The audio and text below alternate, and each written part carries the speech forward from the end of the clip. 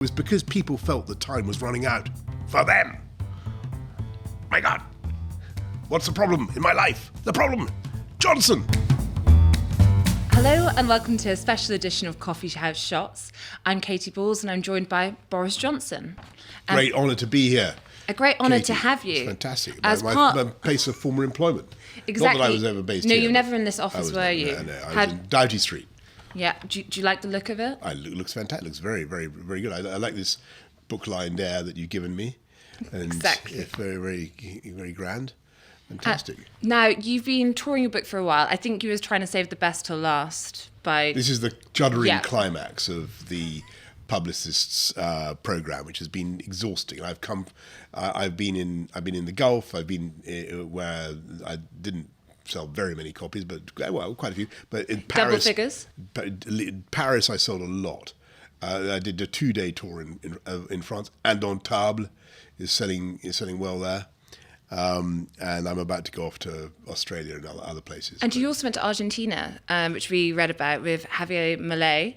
And yes. it was reported that you are now organising a meeting for him with Mick Jagger. Yes. Are you the intermediary? Is that correct? Yes, that's right. But I haven't yet swung it, and I feel it's got to happen. This is a guy. He is a absolutely fantastic guy, and he loves the Rolling Stones. He loves Britain, by the way. Javier Milei, the president of Argentina, quite remarkable guy, and I think that we all in Europe need to learn from what he has to say about the size of the state and government departments. And Argentina is a particular case, and Argentina is way out on the spectrum, and they have a particular problem and have had for many, many years. But nobody in the UK or most Western European economies could say that, we're immune from this problem. The state is too big, and we need to fix it. And he's right about that. And perhaps Donald Trump, who we'll come to later, may also be learning some lessons from Milei. Now, to go to your book. Yes. Unleashed. Hang on, where is it? It's here. Yeah. This isn't going to stress the broadcast team out at all, don't worry. Don't worry, here we go. Let's produce a copy of Unleashed. Okay. Here we go. I don't think we even have a zoom-in feature, but we'll work it out. Right. It's okay. It's just in case people have forgotten. Unleashed. Okay, we'll see how many times you're going to say that. That's all right. Now, were you kind of doing diary entries as you went? Was it quite therapeutic to think back and put it all together? So what Charles Moore said, because he's talked to a lot of former prime ministers, is that none of them can remember anything. And it's all a great blur. And if you look at your diary entries, the official diary, it's in fact incredibly unhelpful because it's just packed with events. And I didn't sit down in the evenings and scribble notes to myself, except practical things about what I needed to do next, and just aid memoirs about plans that I had. I never put reflective things about conversations or odd things that had happened in the day. Never. And of course I regret that. Everybody always regrets that. But you don't have time. You're the Prime Minister of the United Kingdom, a G7 economy, and you are taking huge number of decisions every day, and you simply don't have time for introspection. But what you can do later is you can recollect in tranquility, and you can more or less piece together what happened, and you will have enough in your head to get it all right. I've got to admit that in the course of writing Unleashed, I didn't just rely on my own memory and the evidence that I had from the papers that I had and stuff. I would actually ring colleagues and say, just remind me of your great triumph in whatever it was, and just how spectacularly you succeeded with whatever it was. And they would remember what we did in our conversations much better than I did. Then you could piece it together. And so then it's like basic journalism. You needed returning to your roots. You needed several points of view. Now, obviously there's lots to get through when it comes to what the book charts. But if you start with Downing Street, yes. In your chapter Earthquake, you detail the 2019 election win, obviously a high point, and then it ends with the sentence, I comforted myself with this thought that unlike many other new occupants of Number 10, I had done a decade of hands-on delivery across almost every area of public policy.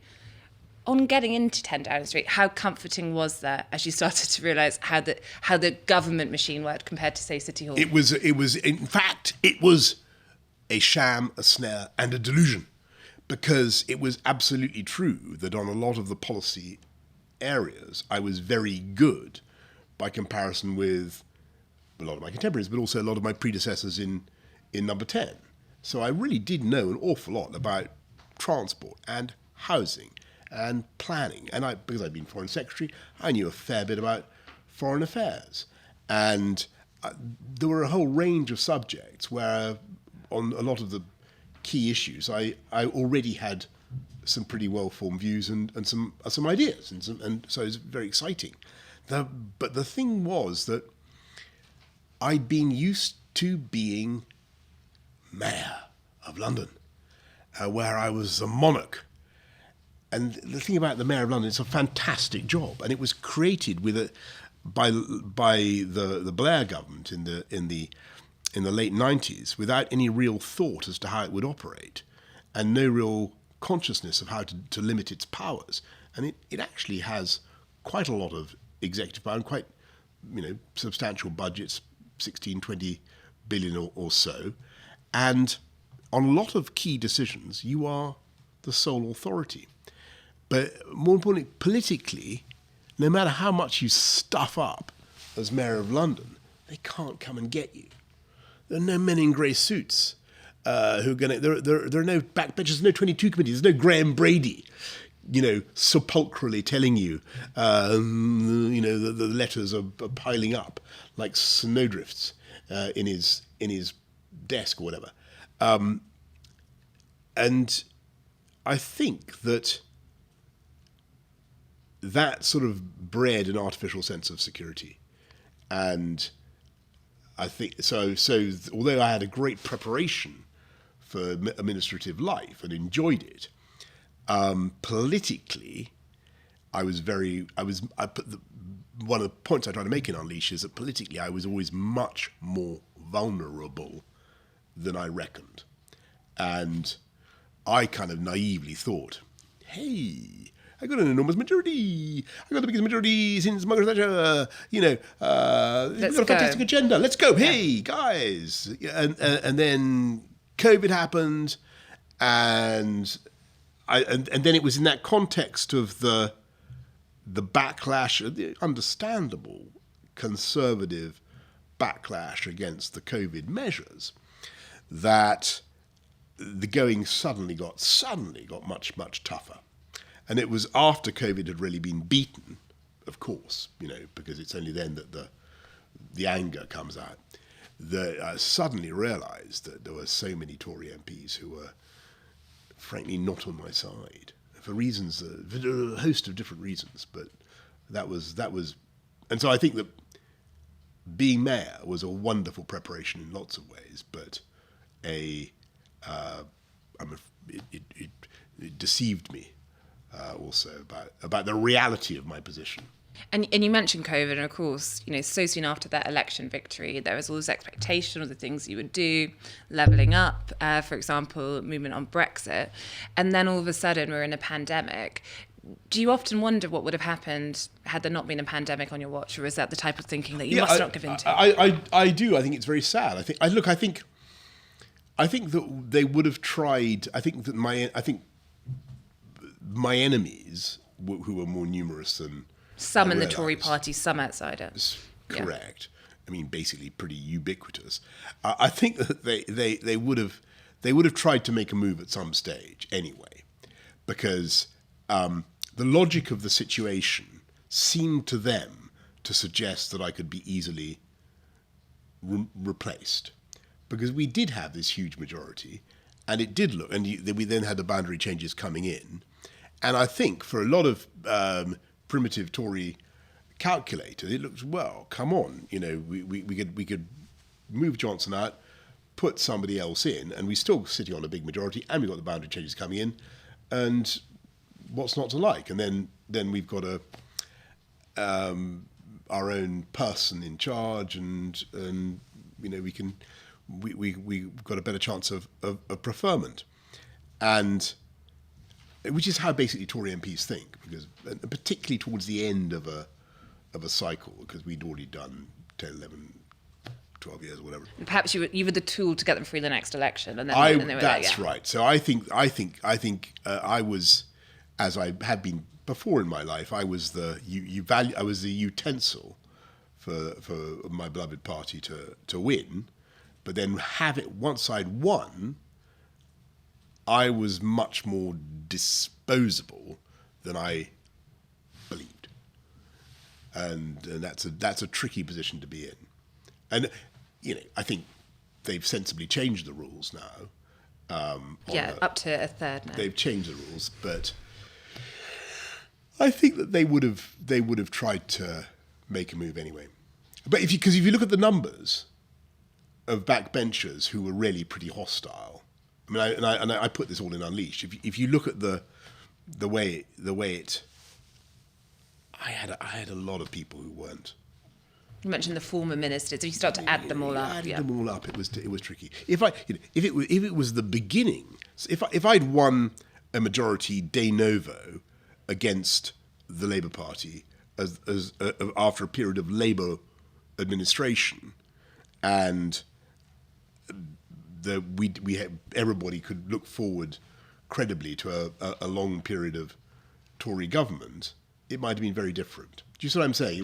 It was because people felt that time was running out for them. My God, what's the problem in my life? The problem, Johnson.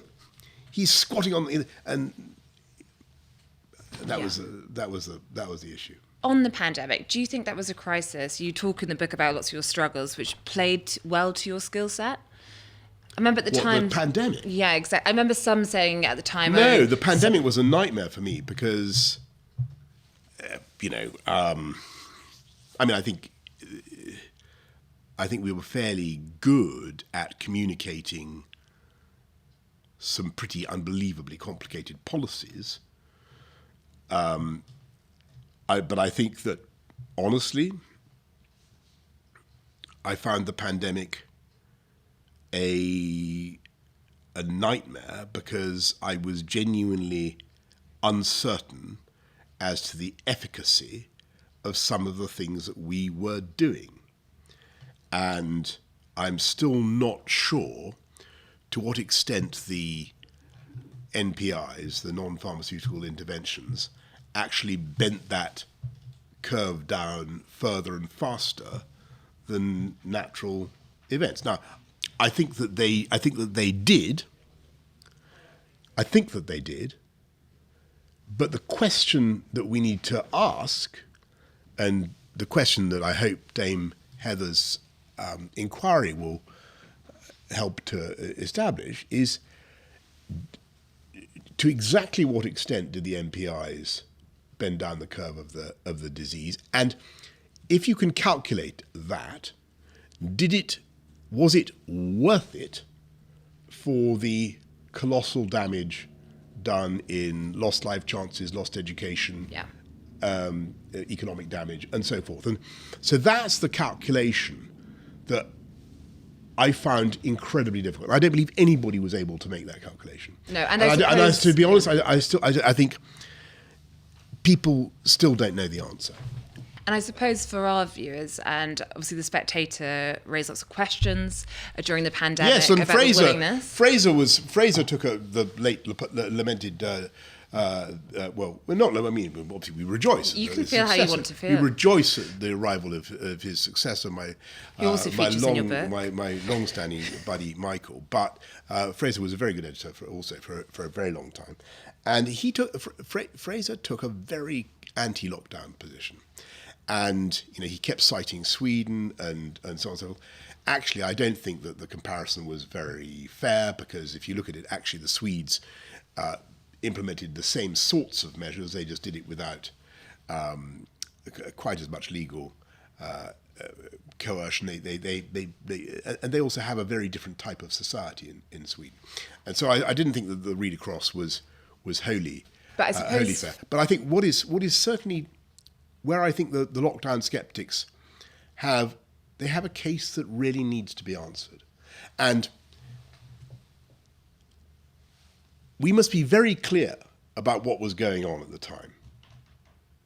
At the time, humanity, including the British people, were frightened by a disease for which there was no known cure.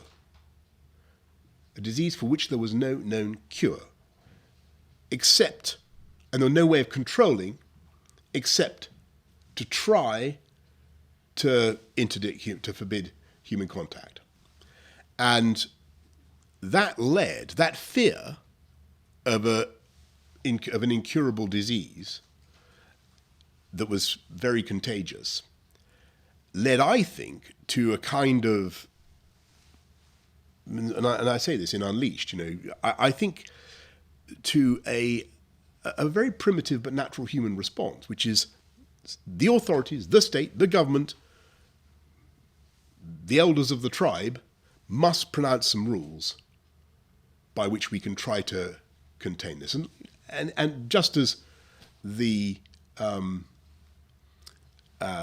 tribes of Israel produced various nostrums for stopping the spread of intestinal parasites or whatever that may or may not have been efficacious or useful, they became quasi-religious. And that's the reality. And people needed some rules, even if those rules were not demonstrably efficacious in themselves. And you must have had some nights where you think about, you're probably looking at measures of curfew, Scotch egg with a drink and so forth. All that, yeah. And you're wondering what happened to, Boris Johnson, the freedom-fighting columnist. I know. I used to literally hold my hand. There was a wonderful man called, do you know Henry Cook? You must know Henry Cook. Great man. And so you know all these people. We'd be sitting literally around the table in the cabinet room for hours and hours and hours trying to find the right balance between freedom and public health. And it did lead us into the most extraordinary, rules of great complexity. You were able to, meet with a childminder in a garden, but not a nanny, or all this sort of stuff. Yeah. And you were able to go to a national trust property, but not to a fun fair, or just sort of. And then you have to defend them. You have to remember them. You have to defend them. You have to explain, the 2 meter rule, the 1 meter rule, and all this was. I'm not going to say it was of no epidemiological value, because that probably is wrong. I'm sure and you don't regret it necessarily. I'm sure it was of some epidemiological value, but clearly it became too complex. And I think what we need to work out in future is ways of managing crises like this without imposing such rococo complexity in the rules. You can get a free bottle of Johnny Walker Black Label whiskey when you subscribe to The Spectator in our Black Friday sale. Go to spectator.co.uk/Friday24. How do you think Boris Johnson, the columnist, would rate Boris Johnson, the Prime Minister? Well, very highly, obviously, because I've had the opportunity. Boris Johnson, the columnist, is you are That's talking to one of the Prime Minister columnist. Boris Johnson, the columnist, Boris Johnson, the editor, and Boris Johnson, the Prime Minister, are the Trinity is incarnated in me. They just agree, and there is a miraculous. Agreement synergy. On the point. Synergy. Yeah. No, but there's a miraculous doctrinal coherence. Okay. So, look, Boris Johnson, the Prime Minister, delivered something that Boris Johnson, the columnist, had been campaigning on for 20 or 30 years, which was the absence of democracy in our relations with the European Union and or the European Economic Communities. It was when I first started writing about it.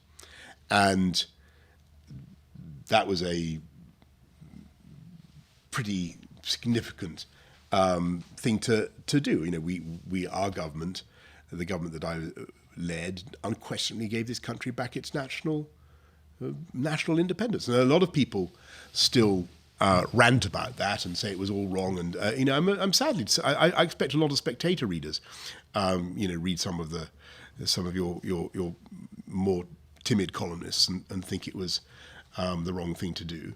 It wasn't, and it really was the right thing to do. And I really think that you should do a series of articles trying to understand and explain why European economies remain so stagnant and so incapable of innovation by comparison with the United States.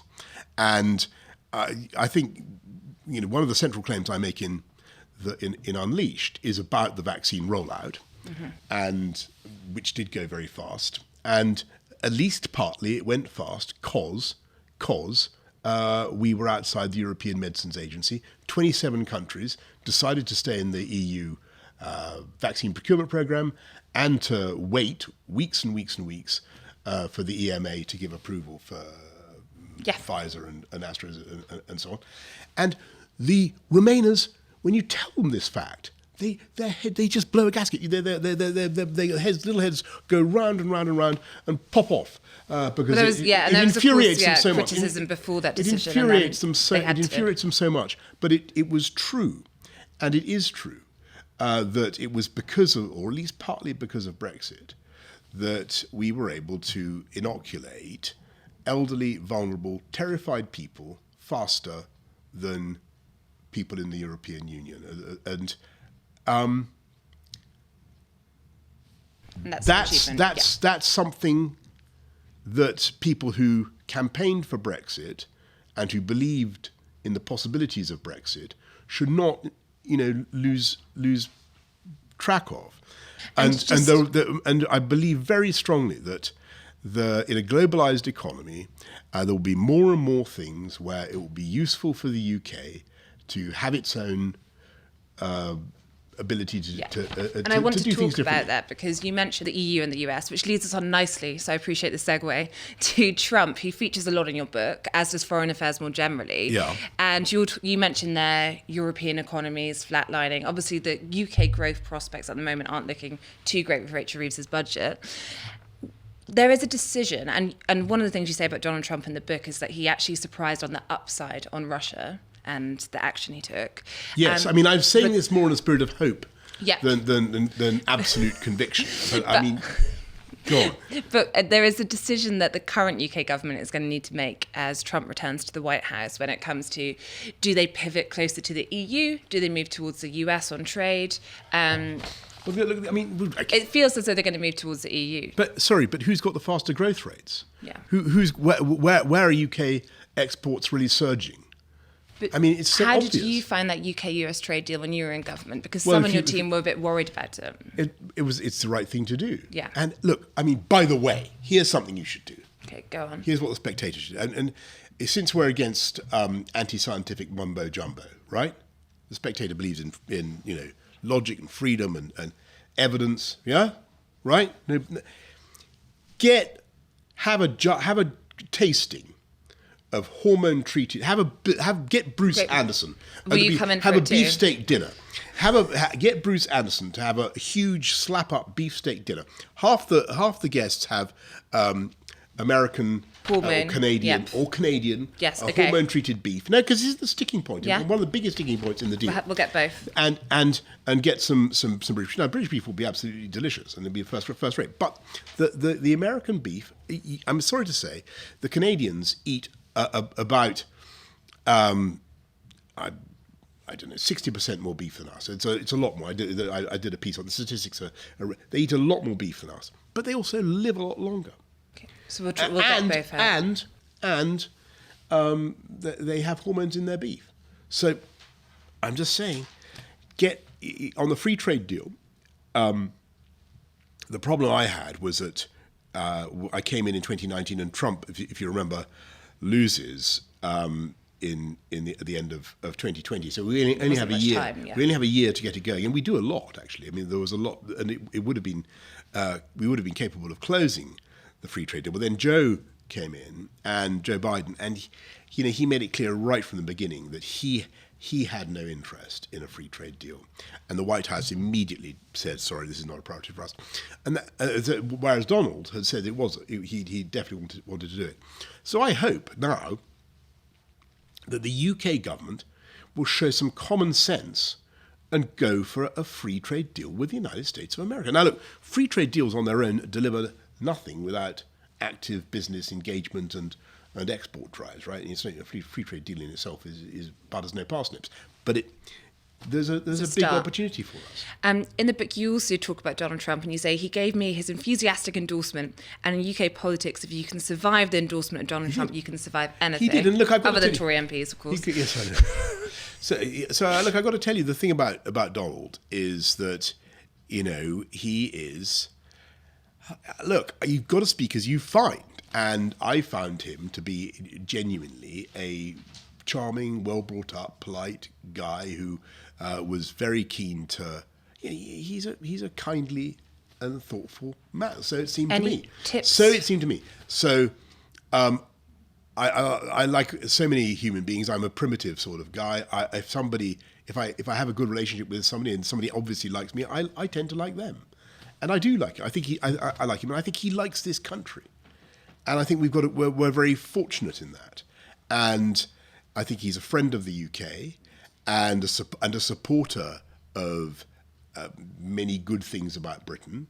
And come on, folks, let's do a deal. They should do another state banquet? Of course. Yeah. He should definitely do that. Not confirming it. Have you got any tips for Sir Keir Starmer on how he should forge a good relationship with Donald Trump? Yeah, look, I think, I've got to sort of, on this, I've become very boring politician. Okay. Right? Boring politician answer to this is it's not a steak true. dinner. No, steak dinner, have a steak dinner, but all that. But the answer is that whatever idiocies Starmer may have committed before, this thing of sending Labour stooges out to campaign in Virginia, all that, it's all crazy, but that's over now.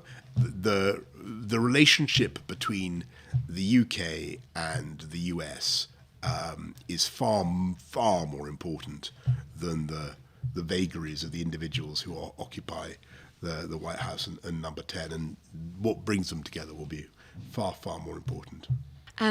Just a final thing on Keir Starmer, and it does relate to the book. You talk a bit in the chapter about India, about how, it was actually quite nice when you had domestic troubles at home to have a bit of relief in a trip abroad where everyone's very polite to you. Yes, that's right. Yes, and obviously he's now got the nickname Never Hear Keir, because Keir Starmer's accused of going on too many trips. Yes. Have you got any sympathy for him? No, I mean, I understand, but I think that, he probably does need to focus on what's going on here. Honestly, I think that it's been epically bad. It sort of feels to me as though they organically, institutionally, didn't believe they were going to win the next election, right? So I think it feels to me like Starmer was put in as a sort of placeholder for Wes Streeting or Wild Wes, and now they're stumbling around. The real problem with the government at the moment is that they have no agenda for the country. They have no plan. Whatever you say about us, we were pretty ram full of vision. We got Brexit done, and then we had a huge agenda of levelling up, and it was going to take it was a 10-year program. I don't know what Starmer's trying to do. I don't know where Starmer's trying to take the country, and you can see this sort of chopping and changing on domestic and foreign policy. You see you have an agenda for growth, but then you put up taxes on every single business in the country, and inflation's going up again, which is going to necessitate higher interest rates. I mean, it's all totally contradictory. On foreign policy, he says he stands with Israel, shoulder to shoulder with Israel, but he's simultaneously putting an arms embargo on Israel and threatening to clap the Prime Minister of Israel in jail. So it's just a total mush, and I think the Prime Minister's Starmer's deformation professionnelle is that he is a lawyer who takes one case and then another, and he thinks of politics like that. Yeah. Whereas you have to have a course and a vision. Now I've got 5 minutes left, so I'm going to try and ask you 3 questions. Do you Yes. think we can do it? Yeah, sure. Perfect. Yeah, we've covered a lot of ground already. Yeah, we have. Katie, come on, you can't. My answers have been No, compendious. I'm just letting you know my constraints because new Go on. editor, I've got to keep my job. Yeah. So I'm sure you'll have no trouble there. It would be an outrage and a sacrilege. May I speak on behalf of Spectator readers if I say it would be an outrage and a sacrilege? now, Is any in the change there? book, you say when you talk about being picked and how you get ahead in politics, Yes. some people have a knack for being in the right place at the right time. Yes. The apple plops onto their lap. Some people have to bash and butt at the base of the tree for an awfully long time. Yes. You say you were in the second group. Which category is Kemi Badenoch in? Well, I think it's early days. I think that she's actually doing a very good job right now. And look, I warm to her because she seems to me to have a kind of impatience and zap about her that is refreshing. And I mean, Starmer really is Crasheroony Snoozefest Stodgerama, and by comparison, and I think she can score a lot of runs. I really do. And so if you take provided our party is sensible and well organised and gets a grip on things, in the run up to the election campaign and run, and if Labour keep screwing up in the way that they're doing at the moment, I think it's every chance there'll be a one-term Labour government because they've got no agenda. They've got a massive majority, but it's pretty, as you know, it's built on sand. And the chance of Nigel Farage being the victor of that? Well, that being the victim. The person who benefits, I suppose, from No, Labour I think doing it's no. zero. Okay. So don't forget. So look, I mean, the problem with the 2024 election was that we let it get away from us, and Farage, the puffballed when we should have kept him under control. I mean, all my political career, we've managed to. They were never above 4% as far as I can remember when I was running the thing, and often on zero. So that's a goof, right? That's a goof, and we can go into why that happened and blah blah fish cakes. Basically, if you want to know the honest truth, dear Spectator readers, because they got rid of the visionary leader And they brought Rishi Sunak in. But that that's obviously my opinion. I'm not going to ask you about leadership ambitions because I think you're going to tell me about corks and eyes and people going blind and the chances. Yes, no. So instead, you've been very nice about Kemi Badenoch. Would you like to return to be an MP for her? Look, I think so. If you read Unleashed. I have. I don't believe. Have you actually read all of it, or have you skimmed it? I've read it in depth. I just don't know which page you're going to announce, but I have read it. When you say read it in depth, you mean you've been in the deep end of the swimming pool? Exactly. Sort of propping it on a. That's what you mean by in depth. Propping it on the lie-low. Yeah. I need to read it a second time. All But right. go on. Okay. Well, it's okay. So, I think that. What was your question again? Would you like to return? Oh yes, sorry, me. Yes. An MP for Kemi Badenoch. Look, I think so. I think the point about politics, and this is I did 15 years of pretty big jobs from the mayoralty onwards, and loved it, but all the times I had to make a big step, like to be mayor or to be prime minister, it was really only because the Conservative Party had run out of all other ideas for their candidate. I mean, if you look at it, in 2019, they tried everything to deliver Brexit, and they needed someone who was just going to bash it through. In 2008, they had nobody to take on Ken Livingstone. They literally tried everybody else. Believe me, Dave. He approached just about everybody. Probably approached you.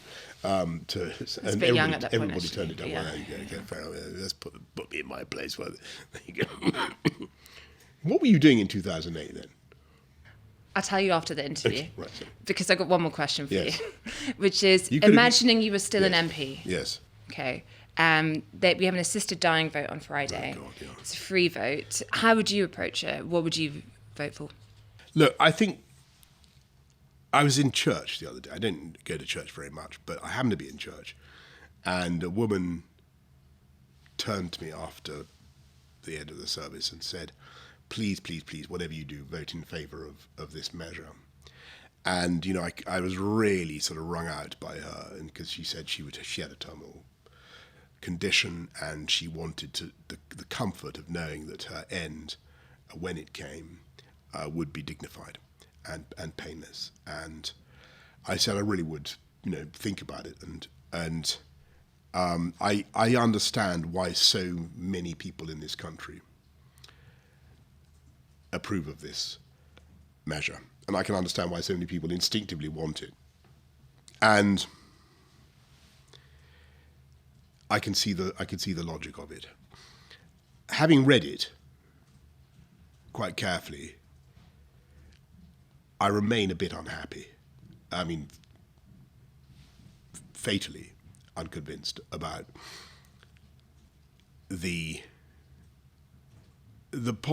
I worry about the possibility that it would become